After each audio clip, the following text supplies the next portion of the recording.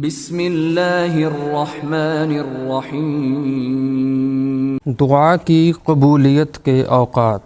نبی کریم صلی اللہ علیہ وآلہ وسلم کا ارشاد ہے کہ بہترین دعا یوم عرفہ کی دعا ہے، اور بہترین کلمات وہ ہیں جو میں نے اور مجھ سے پہلے انبیاء علیہ الصلاۃ والسلام نے کہے۔ وہ یہ ہیں: لا الہ الا اللہ وحدہ لا شریک لہ، لہ الملک ولہ الحمد وہو علی کل شیء قدیر۔ نہیں کوئی معبود سوائے اللہ کے، وہ یکتا ہے، اس کا کوئی شریک نہیں ہے، حکومت بھی اسی کی اور تعریف بھی اسی کی، اور وہ ہر چیز پر پوری طرح قدرت رکھنے والا۔ جمعہ کے دن عصر کے وقت کی آخری ساعت نبی کریم صلی اللہ علیہ وآلہ وسلم نے فرمایا کہ جمعہ کی 12 ساعتوں میں سے ایک ساعت ایسی ہے جس میں کوئی بندہ اللہ تعالیٰ سے اگر کوئی دعا کرتا ہے تو اللہ تعالیٰ اسے ضرور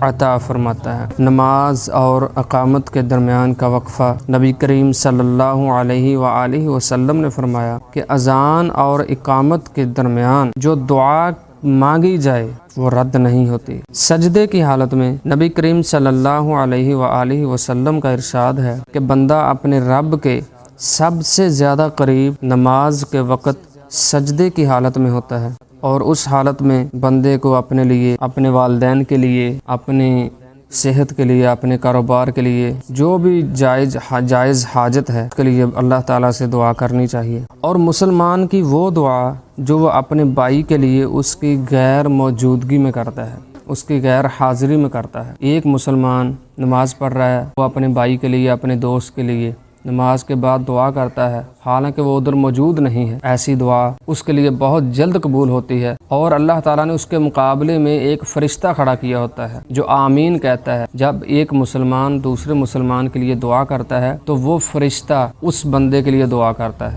اور آپ اندازہ کر لیں اس بات کا کہ جس بندے کے لیے فرشتہ دعا کرے وہ دعا کیسے قبول نہیں ہوگی۔ کتنا عظیم شخص ہے وہ جس کے لیے فرشتہ دعا کرتا ہے۔ نبی کریم صلی اللہ علیہ وآلہ وسلم نے فرمایا کہ 2 دعائیں رد نہیں ہوتی، ایک اذان کے وقت اور دوسری بارش برستے وقت۔ بارش نازل ہو رہی ہے تو اللہ تعالیٰ کی رحمت جوش میں آتی ہے تو بارش نازل ہوتی ہے، اس وقت بھی اللہ تعالیٰ سے دعائیں کرنی چاہیے۔ تو یہ وہ اوقات ہیں جن میں اللہ تعالیٰ بہت جلد دعا قبول فرماتا ہے، اس لیے ہمیں چاہیے کہ ہمیں ان اوقات کا خیال رکھنا چاہیے۔ ان اوقات میں اپنے لیے، اپنے کاروبار کے لیے، اپنی صحت کے لیے، اپنے والدین کے لیے، اپنے عزیز و اقارب کے لیے دعائیں کرنی چاہیے، کیونکہ ان اوقات میں کی گئی دعا رد نہیں ہوتی۔